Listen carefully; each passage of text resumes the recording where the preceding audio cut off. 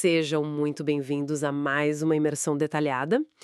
Hoje nós vamos olhar para algumas anotações e reflexões sobre hábitos e identidade que realmente me fizeram parar e repensar como eu encaro as minhas próprias rotinas. Uhum. É um tema que mexe com as nossas certezas. Sim, mexe bastante. Eu estou bem animada para a nossa missão nesta análise de hoje, que é tentar entender a verdadeira anatomia de um hábito. Como é que as repetições diárias acabam forjando quem nós somos, sabe? Com certeza. E para deixar isso bem prático, nós vamos explorar esse conceito através de uma lente bem específica e cheia de nuances. Isso. A experiência de alguém que decide começar a correr depois dos 50 anos de idade. É um baita desafio. É, sim. E o material que temos em mãos parte de uma citação bem instigante do autor Joe Dispenza. A ideia aqui é desconstruir o que chamamos de reprogramação mental. Exato? Porque, pelo que nós analisamos nessas fontes, o hábito de correr, ele não começa nas pernas, né? Nem no fôlego ou no asfalto. Não mesmo. Ele começa de forma quase invisível na mente. Então, nós vamos tentar entender como a repetição dos nossos pensamentos acaba ditando o comportamento físico e como isso pode criar uma identidade nova, independentemente do ano de nascimento que está no nosso documento. Bom, essa é uma premissa que desafia bastante o senso comum, porque geralmente, quando pensamos em mudar de comportamento ou iniciar um projeto físico, a primeira coisa que vem à mente é a força de vontade bruta. Aquela ideia de fechar a cara, cerrar os dentes e simplesmente ir. Exatamente. Fechar a cara e ir. Mas a abordagem que vamos analisar hoje pede para darmos um passo atrás e observarmos os bastidores da mente.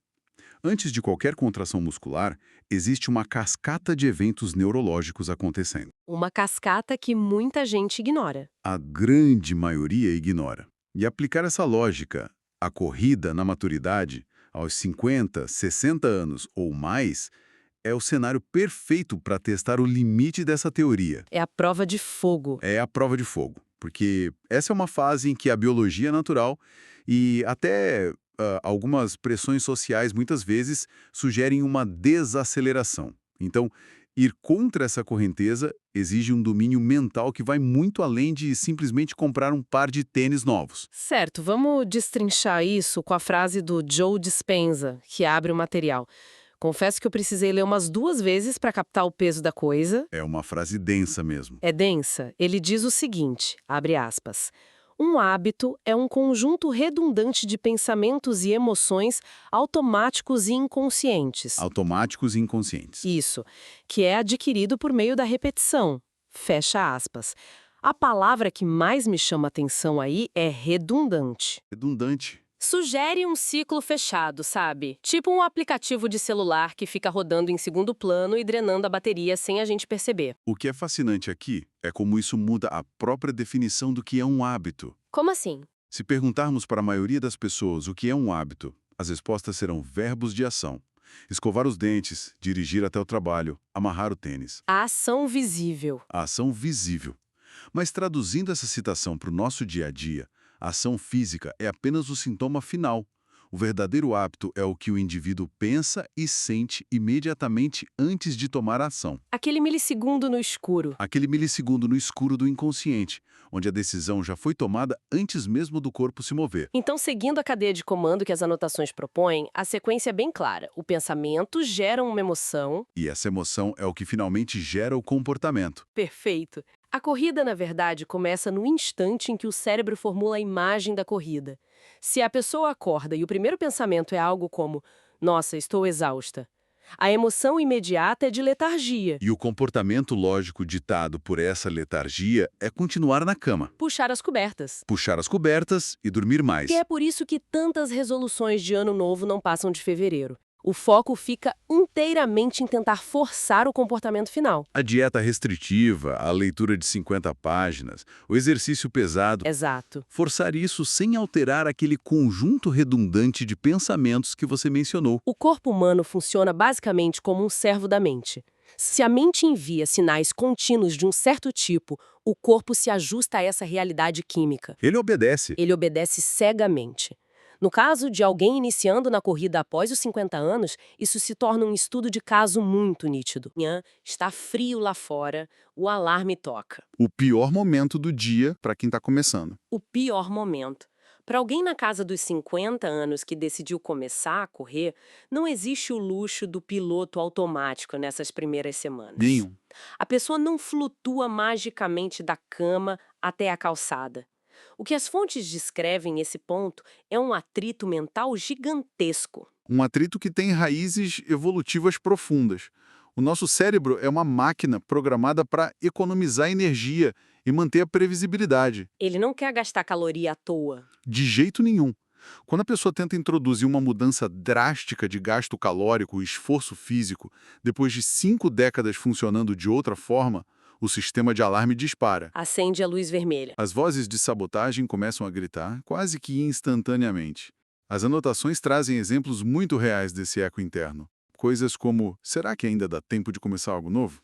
Ou então, meu joelho não vai aguentar esse impacto no asfalto. Ou a clássica, estou velho demais para passar por esse nível de desconforto. Antes mesmo de calçar as meias, já existe um padrão mental lutando desesperadamente para manter as coisas como sempre foram. Mas deixe-me bancar a advogada do diabo por um momento. Aos 55 ou 60 anos, as articulações realmente podem doer mais. A recuperação muscular é biologicamente mais lenta do que aos 20 anos. Sem dúvida. A biologia é um fator real, palpável. Nós estamos argumentando aqui que esse atrito é 100% uma ilusão mental ou tem a ver com a forma como a mente gerencia essa realidade biológica? Excelente ponto. A dor articular, a rigidez matinal, o tempo de recuperação, tudo isso é física e biologicamente real. Nós não estamos negando a biologia. Certo. A questão central não é negar a biologia, mas observar como o cérebro reage a ela. Quando o pensamento redundante foca apenas na limitação, repetindo "estou velho demais", a biologia responde à psicologia piorando o quadro. Piorando como? O cérebro libera cortisol e outros neurotransmissores atrelados ao estresse. O resultado prático é que o corpo se sente ainda mais pesado, a respiração fica mais travada e a sensação de exaustão se multiplica. Nossa. O corpo literalmente fabrica um ambiente interno desfavorável, baseado na narrativa do pensamento. Faz todo sentido. É como se a pessoa escolhesse o pior combustível possível antes mesmo de dar partida no motor. Exatamente. Mas, por outro lado, se a narrativa muda, a química também muda, certo? Se o foco mental passar a ser algo como vou evoluir no meu próprio ritmo ou a constância é mais importante que a velocidade, a mente começa a produzir uma sopa química totalmente diferente. O corpo recebe sinais de antecipação positiva em vez de sinais de ameaça. Isso afeta o físico de imediato. A postura da pessoa muda fisicamente. O peso da obrigação diminui. Criar esse ambiente interno favorável não faz o joelho voltar a ter 20 anos de idade, claro que não, mas reduz a tensão inflamatória sistêmica que o estresse causa. Alivia a carga. Alivia. O obstáculo biológico continua lá, mas a química emocional com a qual a pessoa o enfrenta passa de uma química de derrota para uma química de resolução de problemas. E isso desperta muita curiosidade sobre o que acontece no médio prazo. Porque se o cérebro luta tanto no início, como é que essa pessoa de 50 e poucos anos consegue romper a barreira e continuar? Pela insistência na repetição desse novo pensamento. O material aborda o que acontece depois de algumas semanas correndo de forma consistente, digamos umas 3 vezes na semana. Aquele debate exaustivo e diário entre o sofá e a porta de casa simplesmente começa a desaparecer. Vai sumindo. Aqui é onde a coisa fica realmente interessante, porque parece que ocorre uma virada de chave no sistema. Essa virada ocorre porque o corpo físico aprende a lição que a mente insistiu em ensinar. Aquele padrão que antes exigia um esforço consciente descomunal para ser mantido, agora foi mapeado pelo sistema nervoso. Virou um novo normal. Virou um novo normal. O cérebro passa a esperar a recompensa. Quando o esforço físico termina, existe uma enxurrada natural de endorfinas, de dopamina e uma sensação profunda de dever cumprido. E o cérebro gosta disso. O cérebro primitivo adora essa recompensa química. Então, o que antes era atrito e resistência se automatiza. O corpo passa a pedir pelo movimento porque ele quer aquele resultado químico final. É nesse ponto que as anotações celebram uma mudança crucial de vocabulário. A transição não é apenas de alguém que corria pouco para alguém que corre muito. A mudança é de identidade. É uma mudança de quem a pessoa é. A pessoa deixa de ser alguém que está tentando correr para se assumir como eu sou um corredor ou eu sou uma corredora. O verbo muda de tentar para ser. O hábito parou de ser apenas uma mecânica das pernas e passou a ocupar o centro da autoimagem. Se conectarmos isso com um cenário maior, o impacto é estrutural. É o que chamamos nas fontes de efeito dominó positivo. O efeito dominó. Uma nova identidade como essa raramente fica contida em apenas 30 minutos de trote matinal. Ela transborda para as outras 23 horas e meia do dia daquela pessoa. Afeta tudo ao redor. Tudo! A necessidade de recuperação faz com que a qualidade do sono se torne uma prioridade instintiva. A alimentação deixa de ser apenas sobre matar a fome e passa a ser sobre combustível para o próximo treino. A organização da agenda fica mais afiada também, imagino. Muito mais afiada. A reprogramação mental de um único hábito acaba recalibrando a arquitetura inteira da rotina. É muito inspirador ver como um único dominó bem posicionado derruba vários outros na direção do bem-estar. Mas, para termos uma visão completa e imparcial do material, nós precisamos olhar para as armadilhas também. O lado sombrio da repetição. Isso. Se a regra da formação de hábitos funciona pela repetição, ela é neutra. Se a repetição constrói a disciplina fortalecedora, ela também pode construir hábitos invisíveis que sabotam silenciosamente, treino após treino. Sem dúvida, o mecanismo de repetição não tem moralidade. Ele apenas amplifica o que lhe é entregue pela mente. E as fontes trazem exemplos muito pontuais de como corredores mais maduros caem nessas armadilhas. Qual seria a armadilha mais comum que foi listada? Isso levanta uma questão importante, que é a comparação. É aquele corredor de 55 anos que vai para a pista e começa a comparar o próprio ritmo, o famoso pace, com o de um rapaz de 30 anos correndo na raia ao lado. Uma covardia com o próprio corpo. Total. Ou então, a frustração de perceber que o rendimento em um determinado dia caiu em relação à semana anterior, alimentando aquele pensamento punitivo de eu já deveria estar correndo mais rápido a essa altura. E voltando àquela regra básica do início da nossa análise, o pensamento gera a emoção que dita o comportamento. Se o pensamento de frustração ou inferioridade se repete em todos os treinos, adivinhe, a frustração se torna um novo hábito. O corpo se acostuma a se sentir frustrado. A pessoa continua fazendo o esforço físico, continua suando a camisa, mas a experiência interna é de puro sofrimento e inadequação. Antes mesmo de começar a correr, o cérebro já está antecipando o estresse da comparação. É um ciclo extremamente nocivo, porque ele mascara o problema. Por fora, para quem olha, parece que o indivíduo está construindo saúde cardiovascular. Está lá, correndo. Mas por dentro, Tóxica. O cérebro começa a associar o simples ato de colocar a roupa esportiva à sensação de fracasso inevitável. porque a meta de comparação é irreal desde o princípio. Exato. Isso soa como uma prisão mental muito frustrante. Mas as anotações trazem um conceito que serve como uma rota de fuga maravilhosa, que é a neuroplasticidade. A salvação do nosso cérebro. Só para garantir que estamos todos na mesma página, a ideia de neuroplasticidade aqui significa basicamente que o cérebro é como argila, certo? Sim. Ele não perde a capacidade de ser moldado. Ele não se importa se estamos esculpindo uma obra de arte incrível ou um monstro assustador. Ele simplesmente mantém a forma que continuamos apertando com as mãos todos os dias. A analogia da argila é boa, mas as notas nos levam a pensar na neuroplasticidade de uma forma ainda mais dinâmica. Gosto de pensar como abrir uma trilha no meio de uma selva bem densa. Uma selva? Imagina a primeira vez que se passa por lá com um facão cortando mato alto. Isso seria o equivalente a tentar um hábito novo ou um pensamento novo. O esforço é monumental.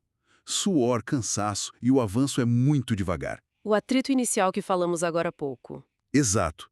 Mas se a pessoa caminhar por essa mesma trilha exata todos os dias durante meses, a terra fica batida.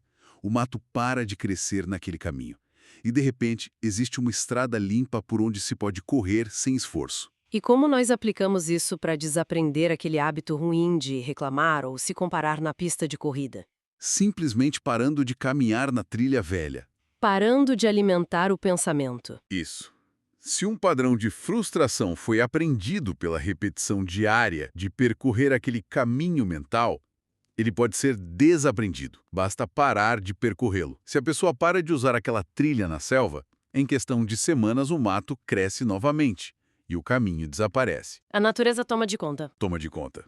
Requer uma intenção consciente de interromper o pensamento de comparação assim que ele surge, redirecionando o foco para a trilha nova, a trilha da evolução pessoal. A máquina biológica permite que conexões antigas atrofiem e novas se fortaleçam. Não importa se a pessoa tem 30, 50 ou 80 anos. Não importa a idade cronológica, a neuroplasticidade está lá. Isso me faz perceber que o objetivo real abordado nessa análise toda nunca foi o tempo marcado no cronômetro ou a distância percorrida no GPS. E as fontes trazem isso de uma forma muito elegante. Bem poética até.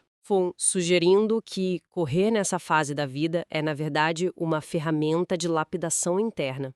Existem quebras de padrões antigos que vão acontecendo naturalmente. Por exemplo, a mais básica de todas apontada no texto.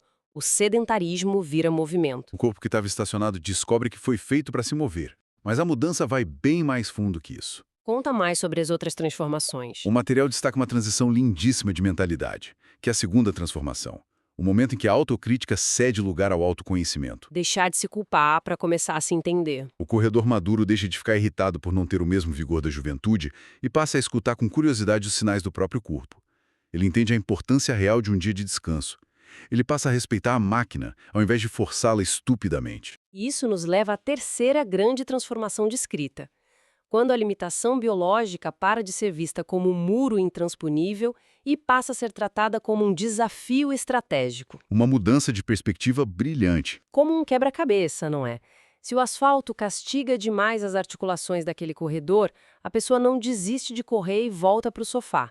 Ela procura um parque com pista de terra batida. Ou uma grama. Exato. Se o corpo demora mais para engrenar de manhã cedo por causa do frio, ela simplesmente ajusta o alarme para fazer um aquecimento mais longo e suave em casa.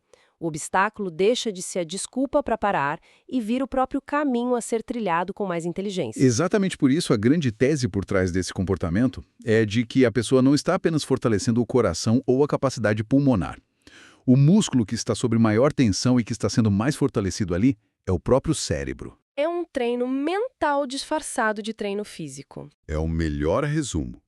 Cada vez que a pessoa sai de casa enfrentando as vozes que pediam para ficar no conforto, ela está pavimentando aquela estrada neural da disciplina que usamos na metáfora da selva. E a prática contínua prova empiricamente que identidade e capacidade não são reféns da idade. São resultados diretos das nossas repetições e escolhas diárias. Então, o que tudo isso significa para quem nos ouve hoje? Sintetizando essa dinâmica toda que nós trouxemos das fontes, o pensamento solitário e invisível que decidimos nutrir antes de calçar o tênis é infinitamente mais importante do que a tecnologia do calçado que compramos. Sem comparação. É o terreno da mente que dita se o projeto vai sobreviver ao atrito dos primeiros dias.